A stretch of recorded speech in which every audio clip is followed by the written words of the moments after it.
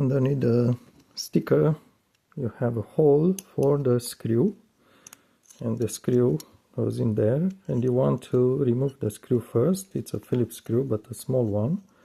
Remove the screw, and then you can slide the entire internal upwards. So this is where you plug the audio plug. This is the power up volume buttons, but it all slides up this way. Oops. Just like this. So this is kind of internal plastic chassis, maybe you can call this. So the way it goes is it's going to sit a bit like this,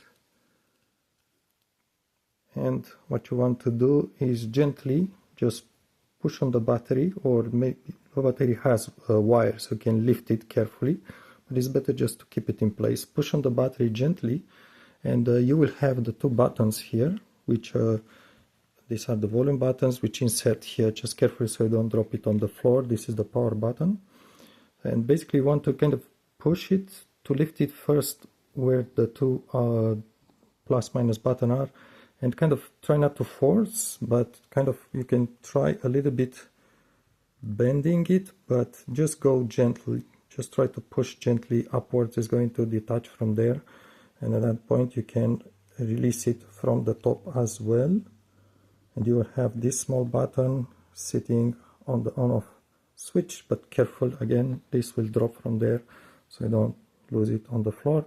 You can remove the SD card from there, from inside. It's just standard SD card. This is how the battery sits in there, and you have, this is the microphone here, and on-off switch. This is the audio 3.5, and this is the battery. I don't think it says anything on the battery, but the idea is that you have, if you want to replace the battery somehow, just remember, I think the red cable is the plus and the black is the minus.